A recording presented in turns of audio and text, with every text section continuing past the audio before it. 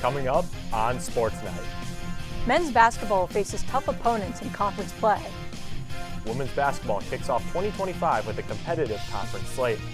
And wrestling has its conference debut against 7-1 Purdue. After a 6-week hiatus, Sports Night is officially back. The weather might be down on it, but Sports Night stays up. Well, I'm glad you're rearing to go because it's Sports Night right now.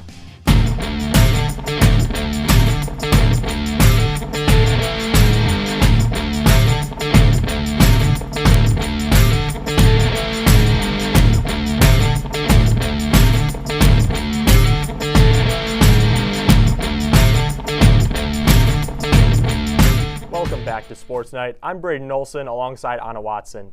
Anna, we've got a huge basketball game going on tonight. My Cleveland Cavaliers are taking on the Oklahoma City Thunder in a thrilling rematch of last week. But Braden, you can't forget about Northwestern versus Maryland in just under 2 hours. Well, Tristan Thompson doesn't play for Northwestern. Unfortunately not, but let's take a look at what the Wildcats have been up to. The lack of students on campus during winter break didn't stop the continuation of another exciting season for Wildcat men's basketball. NU played in 5 games over the holidays, including 2 must-win conference matchups. Chris Collins and company provided Northwestern students with some joy before finals week with a come-from-behind overtime win over number 19 Illinois.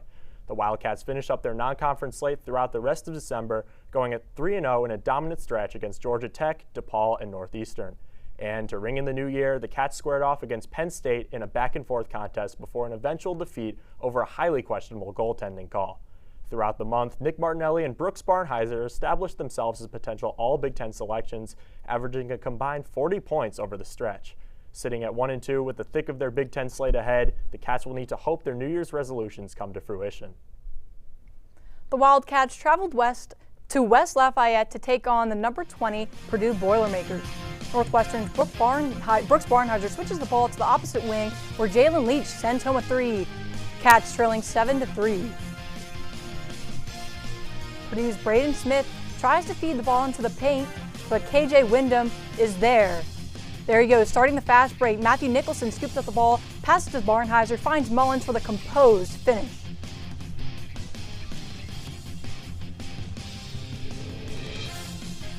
Barnhizer receives the inbound pass and then swings it to Nicholson, and here comes Jalen Leach around a pick, takes a couple dribbles and knocks down the elbow jumper.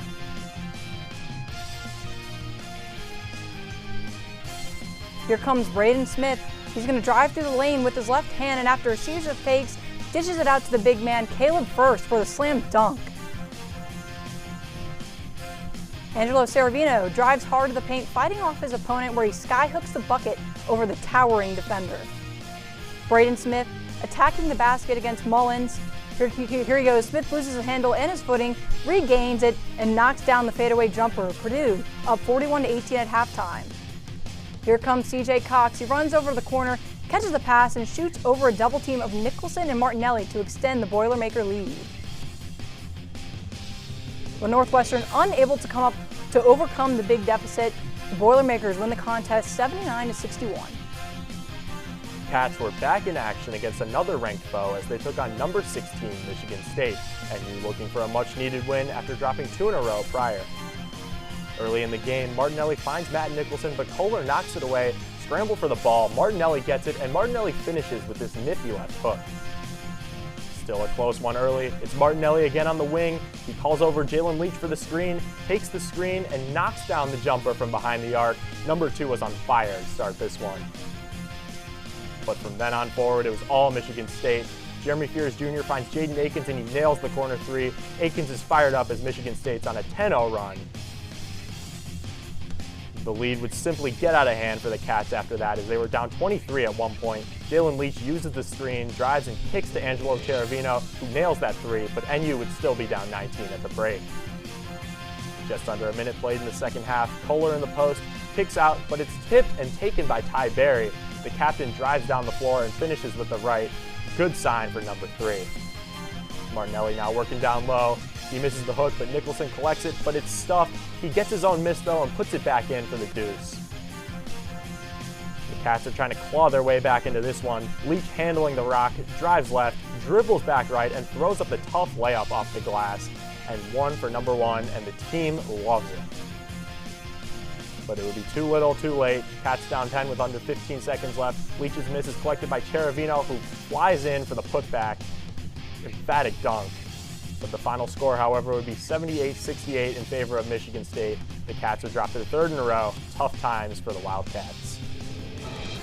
In just over an hour, Northwestern will take on Maryland. Sports Night's own Logan Shizano is joining us from Welsh Ryan Arena. Logan, Northwestern set to take on Maryland at 8. And as we just saw in those highlights, the Cats really struggled early in Sunday's game against the Spartans, and they couldn't dig themselves out of the hole. Logan, what will be the keys for NU in tonight's matchup? Anna, this is a pivotal game. If the weekend's game was a must-win, this is an absolute must-win. In all of 2024, Northwestern lost just one game here at Welsh Ryan Arena, and just 16 days into 2025, well, they've matched that number. Northwestern's star players, Brooks Barnhizer and Ty Berry, really had a tough go of things in that weekend matchup against the Spartans. Barnhizer just 4 points, and the two combined to shoot 0 of 9 from three-point range. Northwestern has really struggled from three all season, and those two will have to get back on track if the Cats want any chance to take on the Terps and take down the Terps, And speaking of Maryland, this team's on a 2-game win streak in conference play, 3-3 overall, but they've yet to pick up a road win in the Big Ten. They're headlined, of course, by Angel Reese's brother, Juju Reese, and Derek Queen. Both are averaging double figures on the season. Northwestern, Luke Hunger is out for the Cats tonight, so it'll be tough in the front court for the Cats. They're going to have their hands full all night, but that will be key if they want to take down Maryland here tonight. So we'll have full coverage on our Twitter at @NNN_sports. Be sure to check in there for all the latest updates. Back to you guys. Thanks, Logan. Again, make sure to follow our Twitter at NNN Sports for real-time coverage from our crew throughout tonight's game. When we come back, we've got some women's basketball and wrestling action.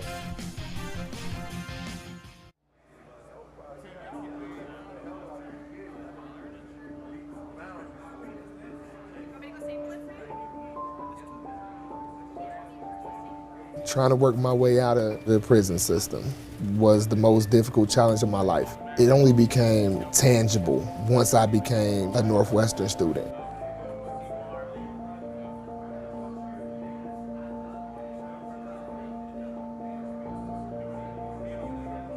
One, two, three, four.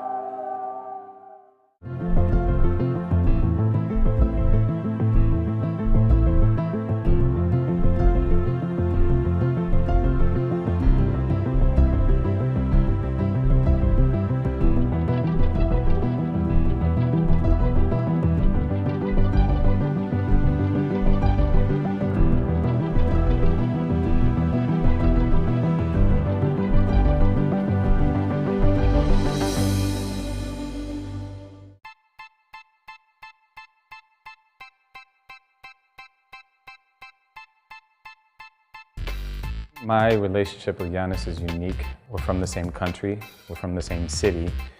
Being a Northwestern alum, I think, has tremendous advantages in the sports industry. To me, that community, it's been with me for 20 plus years.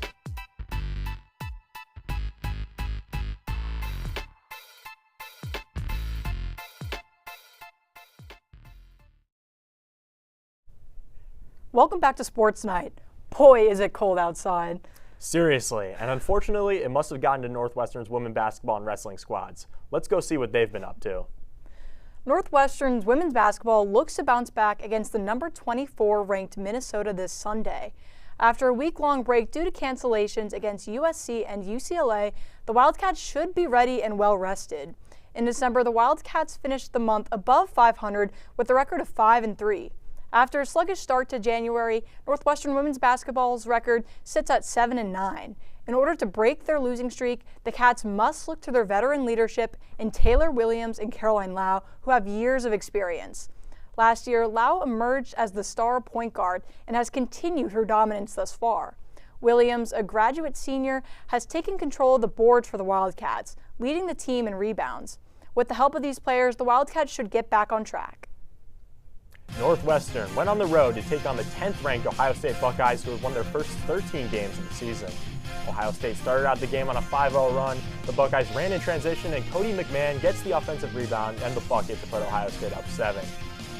Northwestern tried to battle back early on and scored 6 straight points. Caroline Lau finds Grace Sullivan off the inbounds pass, and she sinks the jumper to cut the deficit to 1.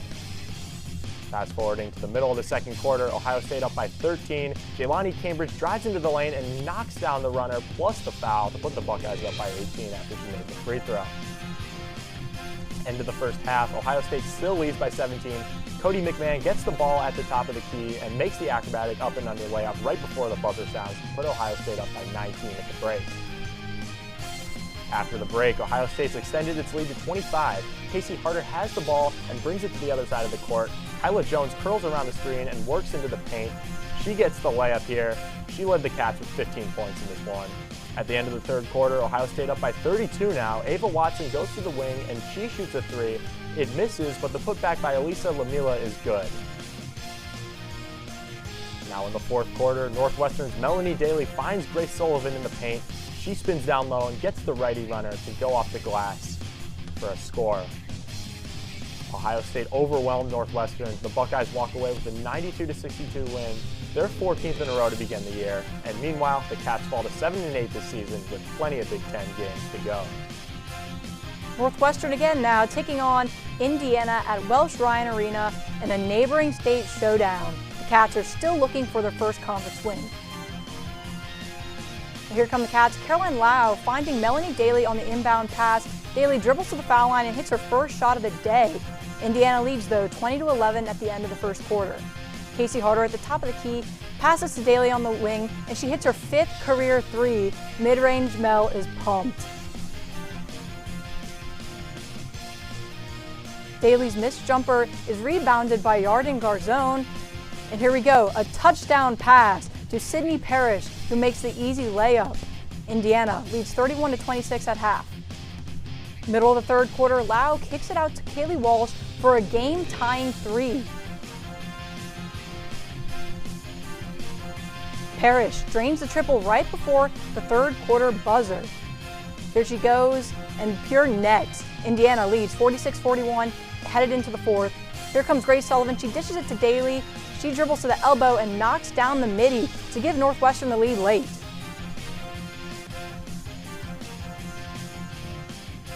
Next possession, Lily Meister in the post gives it to Shea Shetsky. Shetsky uses the Meister screen to pull up from 3. Bang, giving Indiana the lead back. The Hoosiers head the lead the rest of the way. Indiana takes down Northwestern and Evanston 68-64. Having now extended their losing streak to 4, the Cats will look to right the ship this Sunday when they host number 24 Minnesota at Welsh Ryan Arena. Northwestern Wrestling kicked off its conference slate with matchups against Purdue and Illinois. Let's see how they fared. Let's go one state over to see how the Cats fared against the Purdue Boilermakers in the first of 2 Big Ten showdowns on their recent road trip. At 141 pounds, Chris Cannon looked to cut into an early Purdue lead. However, Grayson Clark says not today with this takedown in the second period, giving him a lead he never relinquished. Purdue up big after 3 matches.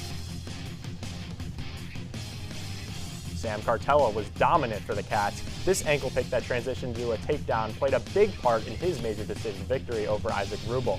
Cartella gets Northwestern on the board, while Max Mayfield bulldozed his way both into this takedown and to a win by technical fall. Watch this throw. Boom! The 19th ranked wrestler improves to 8-3 at 165 pounds as the Cats struggle their way back into the match. Purdue was able to snuff out the rally with 2 consecutive techs of their own here. Here's Orlando Cruz, followed up Brody Bauman to power a 10-point swing in favor of the Boilermakers.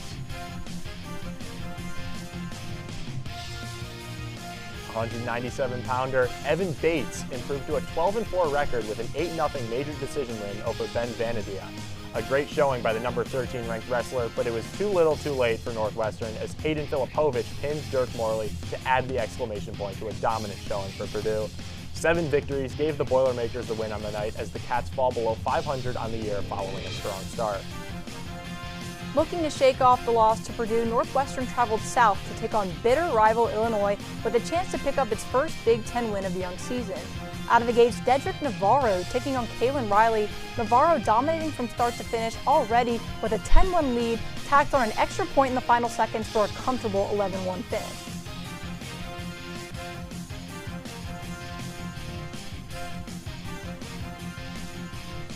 Early in the match, Chris Cannon versus Danny Pacino, and Pacino leaps low, snagging Cannon by the ankles.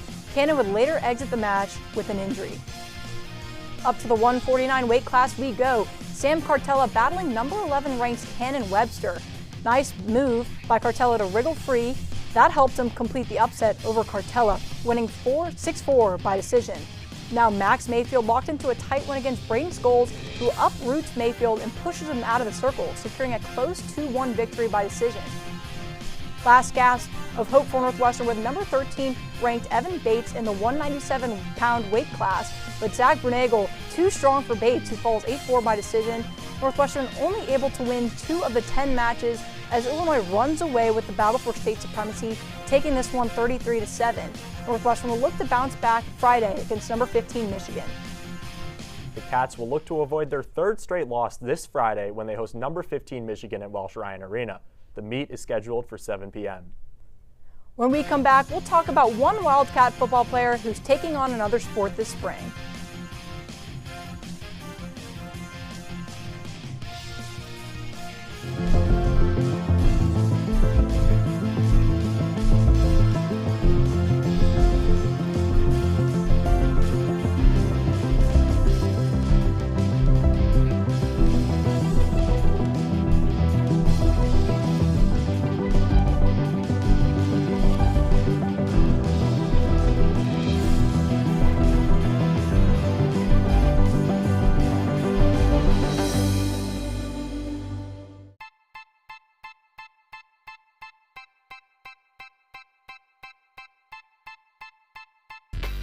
My relationship with Giannis is unique. We're from the same country, we're from the same city. Being a Northwestern alum, I think, has tremendous advantages in the sports industry. To me, that community, it's been with me for 20 plus years.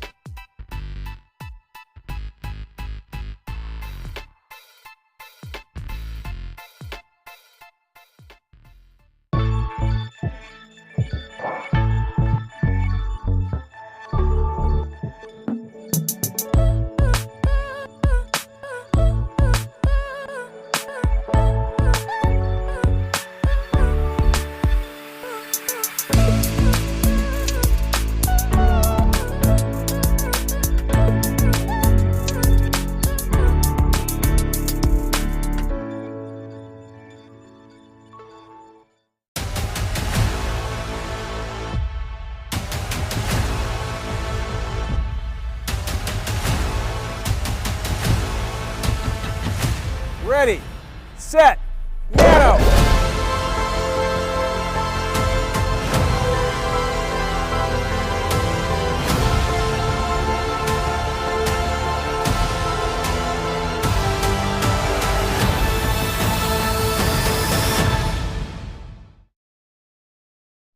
Welcome back to Sports Night. Wow, Anna, this episode has really been zooming by. Yeah, I know. I feel like Michael Phelps the way we're freestyling through this episode. With that being said, let's dive into some swimming. Men's and women's swimming and diving had a big week last week, showing up and showing out in their first 2 competitions of 2025. The weekend started on Friday evening when the Cats beat Southern Indiana in all 26 events at home in Norris Aquatic Center. 14 different swimmers won at least one race in that warm-up events, while Tyler Liu and Josh Stapes each won 2. In the main event on Saturday against Penn State and UChicago, both the men's and women's teams came away with wins, with Cade Duncan and Liu both breaking pool records in the 100 freestyle and 200 individual medley respectively. These events were the last 2 home events of Northwestern season. So the 7 seniors and grad students in the program were honored as part of the Senior Day festivities. Swim and Dive will be back in action on Saturday as they take on Wisconsin in Madison. Cross country is almost back in action with the Cats heading to the UW Preview in Seattle, Washington tomorrow. But over the break, one Wildcat ran wild. Catherine Klimek took on the USATF Cross Country Championships in Lubbock, Texas last weekend. The Northwestern first year ran a 23:13 in the 6K, good enough for 6th place. Klimek was less than 90 seconds off the race winner, Zariel Macchia, but there's no shame in that. Macchia is the only runner to ever win 3 championships in any USATF U20 division. As for Klimek, she'll look to use her championship experiences to help the Wildcats get back to their winning form from the fall. In other positive news for Northwestern running, the Stride Report confirmed yesterday that Northwestern will begin sponsoring indoor and outdoor women's track beginning in 2026. Hopefully, the new team will hit the ground running. The offseason is just beginning for Northwestern football, but one key player is choosing to spend his offseason back on the field, playing a different sport. Jack Lausch, who served as Northwestern football's primary starter at quarterback in the fall, will be taking his talents to the baseball field in the spring, as announced by head coach Ben Greenspan on Monday afternoon. Lausch is no stranger to the Diamond. He was a highly touted high school prospect growing up in Chicago and playing baseball and football at Brother Rice. According to Perfect Game, Lausch ranked number 1 among outfielders in Illinois and number 23 among outfielders in the country in his high school class. He received offers to play baseball at powerhouse programs such as Vanderbilt, but ended up going with football instead at Northwestern. Lausch will continue to play football for the Wildcats, cementing himself in rare territory as a dual-sport Division I athlete. He will see his first college baseball action in just under a month when Northwestern opens its season at Long Beach State. 2025 is in full swing, and so are Northwestern athletics. Here's Griffin Senek with some bold predictions about the Cats in the new year.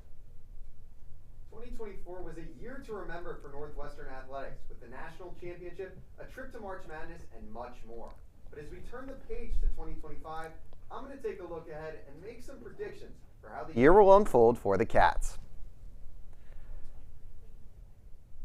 The Lake Show returns in 2 weeks, and the squad will look a little different with the losses of Izzy Skane and Erin Kuykendall, amongst others. That said, star junior Maddie Taylor is back, and I'm predicting a massive year for her that results in her taking home the Tewaaraton. Last season, Taylor scored 83 goals and registered 116 points, which both ranked 3rd in the country. While the losses of Skane and Kuykendall will certainly draw more defensive attention to Taylor, there's no denying her skills and scoring ability. I think she puts this offense on her back, taking the Cats deep in the NCAA tourney. Moving to the Diamond, Ben Greenspan returns for his 2nd year at the helm of Northwestern baseball and returns the core of last season's squad. Bennett Markinson and Owen McElpatrick are back at the heart of the Cats lineup, along with Jackson Freeman, who's coming off an 11-homer freshman season. This past week, it was announced that quarterback Jack Lausch will be joining the baseball team, which will be interesting to see what he can provide, as he is a former top 250 MLB draft prospect who was originally committed to Notre Dame for baseball. Now, the one question mark with this team will be the pitching. Last season, 18-34 on the year, the Cats had a 6.93 team ERA. That ranked last in the Big Ten. Sophomore Garrett Shearer is poised for a breakout year, and they also brought in some transfers. Crawford Wade and Slam Hobloki figure to be heavily involved. All in all, I predict the Cats' offense will power the squad to an above 500 finish for the first time since 2000. Softball is coming off another Big Ten regular season title and will reach the College World Series for the first time since 2022. Kelsey Nader and Kansas Robinson, both first-team All-Big Ten last season, were recently ranked in the top 100 of D1Softball.com's preseason player rankings, with Nader at 41 and Robinson at 52, and both players are going to be key to this team's success. Nader hit .375 with 8 home runs last year, while Robinson hit 11 homers and boasted a team-high .486 on-base percentage. Look out for Emma Ray to join them in receiving all Big Ten honors, after hitting 10 homers and throwing out 13 runners in her first collegiate season. The departure of Ashley Miller means that Renee Cunningham will slot in as the team's ace alongside Lauren Boyd, who returns to the mound after being out all last year due to injury. Don't be shocked when the Cats are making a deep playoff run come May. Northwestern men's basketball has not had a player drafted to the NBA since 1999, when Evan Eschmeyer was drafted in the 2nd round by the Nets. 2025 is the year where that changes. Brooks Barnhizer, he's headed to the league. He's also on his way to a first-team All-Big Ten season and an appearance once again on the All-Defensive team. Barnhizer, he's an old-school player. He excels in the mid-range, fights till the final whistle blows every possession. As you see for the stats so far coming into today's game against Maryland, 18 points per game, just over 9 boards, and 2.4 steals per game. His defense has caught the eyes of NBA scouts, along with his rebounding, which has helped him record 7 consecutive double-doubles earlier this season. Now, if Barnhizer continues to excel on both ends of the floor and can help the Cats get their season back on track, he'll be in great position to hear his name called in June. Finally, field hockey will be seeking a 5th consecutive appearance in the NCAA championship, and I believe they will repeat as champions. The Cats will have someone other than Annabelle Skubish in goal for the first time since 2020, which will be the biggest obstacle for this team to overcome, no doubt. National Player of the Year Maddie Zimmer will also graduate, but the Cats may have next year's Player of the Year in Ashley Sessa. The Olympian lived up to the hype in her first year in Evanston, leading the Cats in goals with 24 and assists with 19. Sessa will return alongside other top scorers, Olivia Bent-Cole and Ilsa Trump, which is as formidable a trio as any team can boast. Tracy Fuchs has consistently gotten the most out of her players and has established a winning culture that isn't going anywhere. Northwestern repeats as national champions. So there you have it. I think 2025 has the prospects of another huge year for Northwestern sports, with lots of hardware making its way to Evanston. Guys, back to you. Thanks, Griffin. Looks like we have another exciting year of Northwestern sports on the horizon. There's an exciting schedule of Northwestern athletic events. Let's see where you can catch the Cats. Men's basketball takes on Maryland in a retro-themed game tonight at 8 p.m. Women's tennis hosts Butler on Saturday at 4 p.m. And women's basketball has a conference clash against Minnesota at 2 p.m. on Sunday. But don't go anywhere just yet, folks. When we come back, we've got Plays of the Week.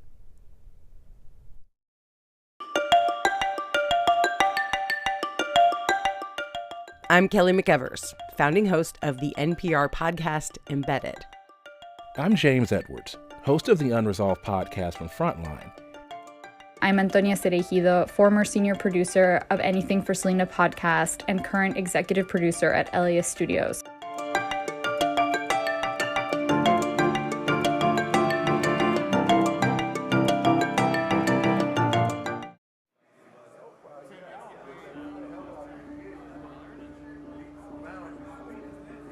My narrative, since I've been locked up and kind of made my transition, has been like redemption, accountability. When I come into the classroom environment, every individual that sits amongst me takes education seriously.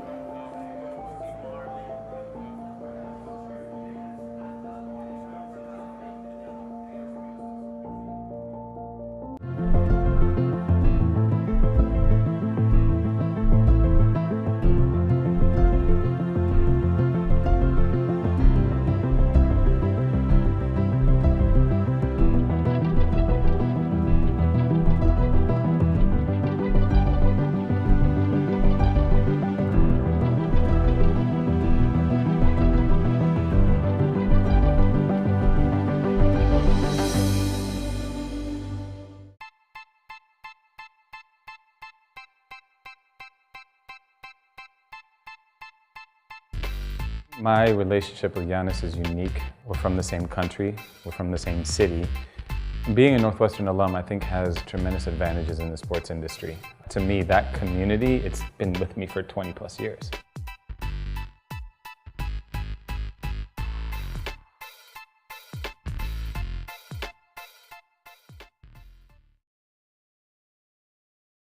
Welcome back to Sports Night. I don't know about you, Anna, but this episode has really brought the boom. Well, let's go see which other Northwestern athletes brought the boom. It's time for Plays of the Week.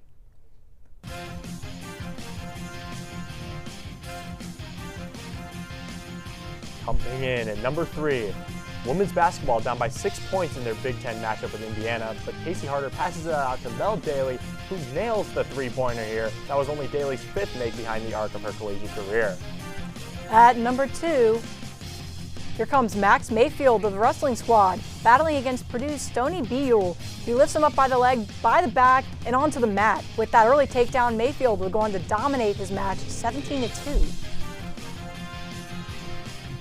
And at number 1, Men's basketball down big against number 20 ranked Purdue, but first-year Angelo Cheravino says if we're going out with a bang, with this dunk capping off a huge night for the freshman. Wow, Braden, I have to give those plays 5 big booms. Absolutely, Anna. Those plays were so electric, I had no idea that we're out of time now. Unfortunately, we are. That makes it a perfect time to check us out on Instagram at @NNN_sports and X at NNN Sports. For Braden Olson, I'm Anna Watson. Stay warm out there, Evanston. There we go. Boom! Boom! It is. Boom!